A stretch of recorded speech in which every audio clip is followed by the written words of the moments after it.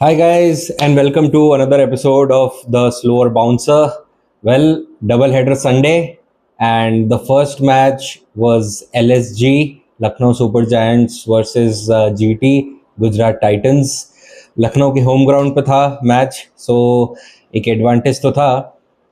थोड़ा सा tipsy टॉर्वी season चल रहा है एलएसजी का, तो चलिए आइए डिस्कस करते हैं कि क्या रहा मैच में और क्या हो सकता है अब एलएसजी के लिए आगे। वैसे तो अभी भी शुरुआत ही है, 4 ही मैचेस हुए हैं, but let's straight away go to the pitch.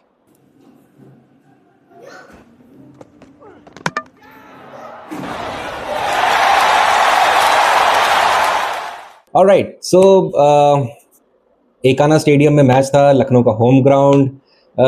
एक बहुत ही तगड़े मैच को जीतते हुए एलएसजी आ रही थी, ऑल्दो जीटी जो है वो भी ये तगड़ा मैच जीतते हुए तो नहीं आ रही थी, बोलूंगा एक तरीके से जीत जीत मिल गई उनको, ठीक है, क्योंकि वो जो डेविड मिलर ने जो 1 रन नहीं लिया, भाई साहब वो बहुत बहुत चुभने वाला है, वो बहुत ज़्यादा चुभने वाला है उन लोगों को, क्योंकि उसके बाद डीसी जो है वो पहला मैच वो हारी थी, फिर उसके बाद में फिर again they lost against CSK का खाता खुलवा दिया उन्होंने। सो जीटी को एक तरीके से वो जीत मिली, I would say, but again अब cracker of a match. So दोनों ही टीमें जो हैं वो लास्ट मैच में एक बढ़िया क्रंच मैच जीत के और भिड़ रही थी यहाँ पे आके फेस टू फेस। अगर पास रिकॉर्ड्स देखा जाए फेस टू फेस, तो दोनों का बराबर चल रहा था। इससे पहले 6 बार एलएसजी और जीटी फेस टू फेस हुए हैं, जिसमें से 3 ऑल चल रहा था, तो आज एक तरीके से ये था कि भाई कोई एक लीड लेगा, and it was जीटीज day. I think जो कि मैं आईपीएल के सीजन के स्टार्ट से ही बोलता हुआ आ रहा हूँ कि this season is all about is looking like all about bowlers season, और इवेंचुअली हर मैच के साथ में ना वो प्रूव होता जा रहा है। आप देखोगे कि पिछले आई थिंक जितने भी आई थिंक 18 या 19 मैचेस हुए हैं, उनमें से मोर देन 50% मैचेस में 200 प्लस स्कोर्स हुए। So every 1 match out of 2 matches there is a 200 plus score, 200 plus runs getting scored in every 1 out of 2 matches in this IPL so far, right? And yet those runs are getting chased as well. जीत वही team रही है जिसकी bowling better है दूसरे से। तो या तो आपने आपकी बॉलिंग इतनी लूज है, इतनी वीक है कि आप वो डिफेंड नहीं कर पा रहे हो, या फिर आपकी बॉलिंग उतनी स्ट्रांग है, उतनी टाइट है कि आप उसको डिफेंड कर पा रहे हो। जैसे कि राजस्थान रॉयल्स हो, जिन्होंने आप देखोगे तो एमआई के अगेंस्ट उन्होंने डिफेंड किया अपना टोटल। सिमिलरली उन्होंने जीटी के अगेंस्ट अपना टोटल डिफेंड किया 210 का। पहले मैच में सीएसके को 120 ऑड रन पे उन्होंने रेस्ट्रिक्ट कर दिया, जिसकी वजह से वो लोग आसानी से जीत पाए अगेंस्ट बेंगलुरु, जो लास्ट मैच हुआ था आरसीबी के अगेंस्ट। जिस तरीके की शुरुआत आरसीबी को मिली थी, राइट, ऐसा लग रहा था कि 220 230 आराम से जाएंगे, but they restricted RCB to just 201 runs, just 201 runs, and then of course they chased down that score. So IPL has been a batters paradise, a batters tournament through and through, but this time around it's looking more and more like कि अगर आपकी bowling जो है वो on point है, तो आप there is a scope कि वहीं पे आपको एज मिलेगा, क्योंकि बैटिंग सबके पास तोड़ू फोड़ू है, राइट। अभी इस मैच में भी जीटी और एलएसजी को देखें तो दोनों ही टीम्स के पास में अच्छे बैटर्स हैं, राइट, और बॉलर्स भी अच्छे हैं, ऐसी बात नहीं, but it's all about performing on that day, right. अब जैसे एलएसजी और जीटी वाले मैच में why GT won was largely because of their bowling attack. Of course Prasidh Krishna amazing bowling, and all because ऐसा नहीं कि प्रसिद्ध कृष्णा बहुत ही नंबर 1 या नंबर 2 या नंबर 3 रैंक के बॉलर हैं, right, but it was all about being disciplined about his line and length. He knew what he wanted to bowl. वो जो क्लैरिटी होती है ना बॉलर्स के माइंड में कि भाई मुझे पता है कि मुझे क्या डालना है, और मुझे बैट्समैन को नहीं पता लगने देना कि मैं क्या डालने वाला हूँ, राइट, तो किस तरीके की बॉल डालने वाला हूँ, तो दैट इज व्हाट मैटर्स। और यहीं पे चाहे वो प्रसिद्ध कृष्णा हो, चाहे वो मोहम्मद सिराज हो, and then of course Rashid Khan का तो सब लोग एक रेपुटेशन जानते ही हैं as a spinner. So I think overall जो बॉलिंग परफॉर्मेंस थी क्योंकि एलएसजी के अगर आप बैटिंग लाइनअप देखेंगे तो निकोलस पूरन है, मिच मार्श हैं, ऋषभ पंत हैं। जीटी के अगेंस्ट अपना टोटल डिफेंड किया 210 का। पहले मैच में सीएसके को 120 ऑड रन पे उन्होंने रेस्ट्रिक्ट कर दिया, जिसकी वजह से वो लोग एडन मार्करम है। सो इतने बड़े बड़े हिटर्स भरे हुए हैं एलएसजी में, and yet all because of GT's disciplined bowling, they could restrict LSG to 164, and then of course उनकी बैटिंग अच्छी रही तो they could chase it down. अब यहीं पे ये आ जाता है कि भाई फिर अगर 164 बनाए भी, सी द पिच जो एकाना स्टेडियम का जो पिच है वो it is not a very like 220-30 वाला पिच एनीवे, सो इतना बिलो पार भी स्कोर नहीं था, बट एट पार या अबव पार भी नहीं बोलूंगा मैं, क्योंकि 170 180 85 टाइप का तो पिच वो है, तो 12-15 रन 20 रन तो उनके एलएसजी के कम थे ही थे, राइट। बट बॉलिंग अटैक उनके पास में भी अच्छा है, जो कि एसआरएच वाले मैच में अगर आपको याद हो तो यार एसआरएच जैसी एक्सप्लोसिव बैटिंग लाइनअप के सामने वो क्यों जीते, क्योंकि 154 पे उन्होंने एसआरएच को रेस्ट्रिक्ट किया, तभी वो जीत पाए। बट यहाँ पे वो चीज वो नहीं कर पाए, and that's why they lost. So इसलिए मुझे लगता है कि this game was another example of how bowling is turning games around. If you have a good bowling lineup, if you have a disciplined bowling lineup, you have an edge, क्योंकि batters तो भैया सबके पास है, मारने की क्षमता सबके पास है, आपको अपनी बॉलिंग देखनी है कि वो लाइन एंड लेंथ सही पे है और उसके हिसाब से फील्ड सेट है कि नहीं है। फील्ड सेट के हिसाब से बॉलिंग नहीं होगी तो फिर मामला गड़बड़ हो सकता है। So this was again a good game. पहली इनिंग के बाद में I think it was sort of defined के एलएसजी थोड़ा सा बिलो पार ही स्कोर किए हैं तो थोड़ा मुश्किल होगा उनके लिए, बट गिवन उनके जो रैंक्स में बॉलर्स हैं, शामी है, आवेश खान है, दिग्वेश राठी हैं, प्रिंस यादव हैं, तो बॉलिंग लाइनअप डिसेंट है, बट कभी कभी लगता है कि वो मोहम्मद शामी के ऊपर ओवर रिलायंट है एज अ स्ट्राइक बॉलर, तो वहाँ पे थोड़ा सा प्रॉब्लम हो जाती है, और वही इस मैच में भी देखने को मिला। कुछ 2-3 हाइलाइट्स जो इस मैच में निकल के आए, वो सबसे पहला तो जो जीटी के लिए अच्छे थे वो था, सबसे पहला तो जॉस बटलर। अरे यार हमारा जॉस भाई राजस्थान रॉयल्स का जॉस भाई, बट एनीवे उसको जाते हुए देख के बुरा लगा, अच्छा प्लेयर था, बहुत टाइम तक राजस्थान रॉयल्स में था वो। so somehow it seems like he's getting back to his groove, he's getting his mojo back, Jos Buttler. So इस मैच के भी इनिंग्स में देख के लगा कि we are getting a glimpse of Jos Buttler of the old times, right. So GT के लिए गुड न्यूज़ है ये कि भाई जॉस बटलर जो है वो थोड़ा सा अपनी फॉर्म में वापस आ रहे हैं। So overall, this was it. It was a well-rounded bowling performance led by Prasidh Krishna, who took 4 wickets, and of course followed by Rashid Khan and Mohammad Siraj, जिन्होंने अच्छे contributions किए. And then of course a captain's knock once again from Shubman Gill, hitting 40 ball 56, a well-balanced, composed innings, and of course Josh Butler.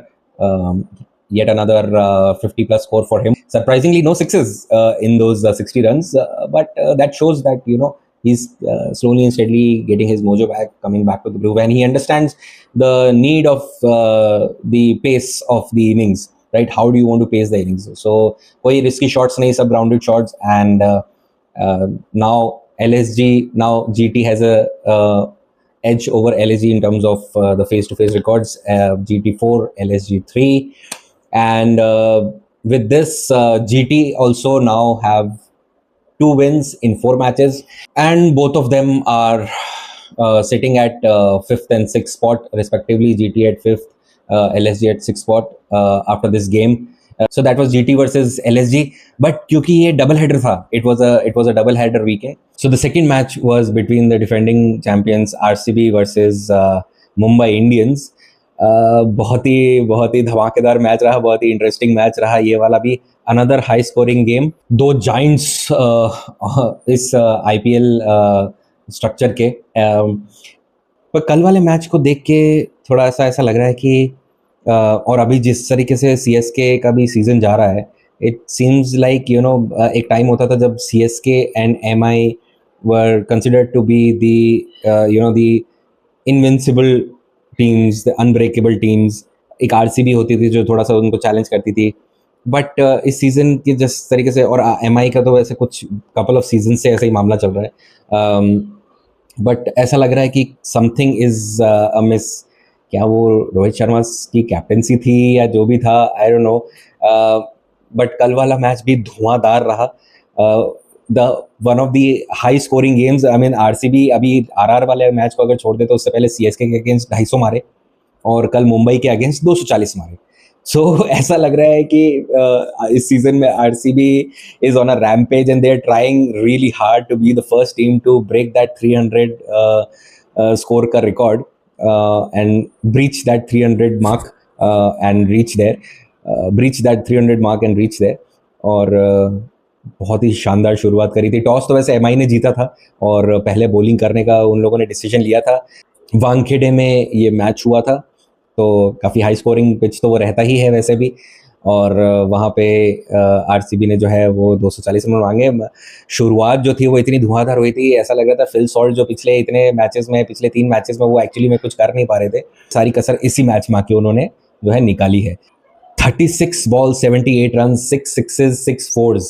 Phil Salt, and of course supported well by none other than Virat Kohli. Scored 38 ball 50, but 50 पे ही आके exact 50 के score पे आके got out. But दोनों की जो partnership रही, जो फर्स्ट विकेट की पार्टनरशिप रही, वो बहुत ही शानदार रहे. 11 ओवर की पार्टनरशिप रही जिसमें 120 रन बना लिए थे इन लोगों ने. और वो पार्टनरशिप टूटने के बाद में भी RCB what they insured was कि वो रिदम नहीं टूटे. उसके बाद रजत पाटीदार आए, the captain, and he kind of took it, continued from where Phil Salt left and scored a blistering knock of 50 himself. Another 50 plus score for the captain Rajat Patidar. Virat Kohli के साथ मिलके एक 60-65 रन की partnership in just around 22 balls. So you can imagine the kind of firepower that was going around at Wankhede. And once he departed, actually it was Kohli who actually in that partnership, it was Kohli who departed first. So once Kohli departed, Tim David came in and just did Tim David things. Scored a mind-blowing, humongous knock of 16 ball 34, 3 sixes, 2 fours, and then of course Jitesh Sharma at the far end gave a supporting hand to Tim David. Ultimately, RCB 20 overs, 240 runs. Mumbai Indians got a score of 241 to chase. And I think दोबारा से वही चीज़ हुई थी जो Rajasthan match के against हुआ था. Shorten match था बट उसमें भी they had to score around 14 and half के रन रेट से उनको स्कोर करना था. और यहाँ पे आके भी इन लोगों को वैसा ही कुछ स्कोर करने की ज़रूरत पड़ गई. This time around, although the opening pair started well, Ryan Rickelton and Rohit Sharma, both of them get the ball rolling from ball 1, and unfortunately Rohit Sharma जो है वो cramps की वजह से या something was disturbing him, उस चक्कर में he had to retire out and never to come back in the inning, because तब जब तक वो उनका अगर possible होता भी आना, innings were done and dusted. Ryan Rickelton scored a good 22 ball 37, 3 sixes, 3 fours, and well supported by Surya Kumar Yadav. But it was actually Hardik Pandya and later on Sharfane Rutherford who actually gave the much needed firepower to Mumbai Indians. But वो बैठा नहीं मामला. मतलब it was too late, it was really too late. मतलब वो शुरू में ही इन लोगों को 13-14 रन, एक्चुअली जब स्टार्टिंग में से ही आपको 14-14.5 रन की रन रेट से अगर आपको खेलना है तो you have to just keep hitting, और वहीं पे वो प्रेशर आ जाता है. इसीलिए मतलब ठीक है, आप पहले बैटिंग करके आपने बड़ा स्कोर खड़ा कर दिया, बट उसके बाद आपको बॉलिंग भी अच्छी रखनी है क्योंकि अगली टीम के बैटर्स भी मारेंगे तो है ही है. बट वहीं पे मुंबई इंडियंस जो है वो उतना कैपिटलाइज नहीं कर पाई. They were not really getting to hit boundaries at will, at ease, at the pace that they might have expected or required. वो नहीं वो लोग कर पाए, all because of the tight lines and lengths that RCB bowlers bowled, especially Krunal Pandya and Bhuvneshwar Kumar. वो 8 over भी, अब जैसे भुवनेश्वर कुमार ने अपने 4 ओवर में सिर्फ 38 रन दिए, and Krunal Pandya, my God, I mean 4 over में सिर्फ 26 रन और 1 विकेट भी लिया उन्होंने. सो ये 8 ओवर जो आरसीबी ने किए, उसमें अगर ओवरऑल देखें तो 8 over just gave 64 runs, right. So given the context of the game, given the requirement of the run rate for MI, ये एक बहुत बड़ा फैक्टर था. तो यहाँ पे RCB could pull things back, क्योंकि उसके अलावा जैसे जेकब डफी हैं, he went for a few, I mean he went for a more than a few. 4 over में ऑलमोस्ट 58 रन वो जेकब डफी के गए. जेकब सुयश शर्मा आज खेल रहे थे, but even he went for 4 over 47 run, although he took 2 wickets, 2 crucial wickets I would से. I mean Ryan Rickelton और तिलक वर्मा, इन दोनों के विकेट निकाले उसने. Krunal Pandya got the wicket of Surya Kumar Yadav. So overall MI was there and there about, but not really there. I mean पूरी innings में वो around 10 साढ़े 10 रन 10 से साढ़े 10 की रन रेट से वो लोग खेलते रहे, बट रिक्वायरमेंट जो थी वो 14.5 की थी फ्रॉम द बिगिनिंग. तो जब आप 10 साढ़े 10 तक में रहते हो तो धीरे धीरे वो और पाइलअप होकर 17-18 पे चली जाती है. Once it reaches there, then it's actually you know just way beyond your reach, right? So ultimately RCB once again last 6 matches का अगर कच्चा चिट्ठा उठा के देखेंगे, रिकॉर्ड उठा के देखेंगे MI और RCB का, so RCB is having a clear edge. I mean they've won 4 out of the last 6 matches now, and historically MI of course is still leading, but in the last few years, in the last 2-3 years, I think since 2023-24, RCB is closing in on that gap, and the same thing they are doing with Chennai Super Kings. So a lot is changing, a lot of things are changing.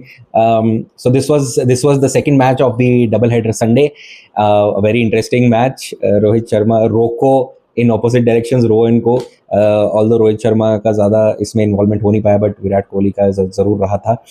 Overall blistering knock by Phil Salt which actually took things away, and of course Virat Kohli, Rajat Patidar, Tim David, I mean I can just keep naming them, but also a well-rounded bowling attack by RCB. Once again मैं episode and भी इसी बात पे करूँगा जो जिससे मैंने start किया था, वो था कि ये IPL season, if teams really want to win, they have to have a good bowling lineup.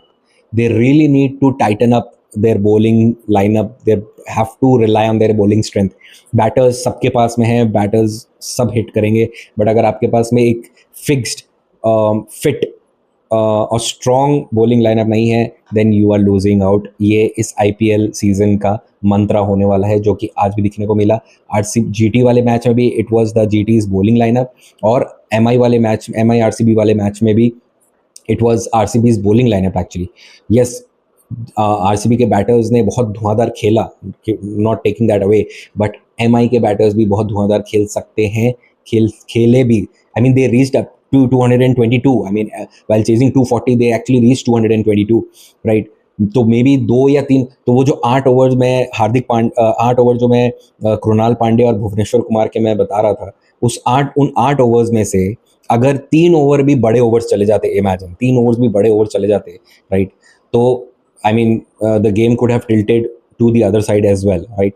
And this is why I am saying कि बॉलिंग जो है वो एक बहुत ही की रोल प्ले करने वाली है इस IPL सीजन में. तो जो टीम के पास में एक फिक्स्ड फिट और फ्यूरियस, ये तो ट्रिपल F हो गया, fixed fit and furious bowling lineup है, तो उनके पास एक एज जरूर है. So this was it.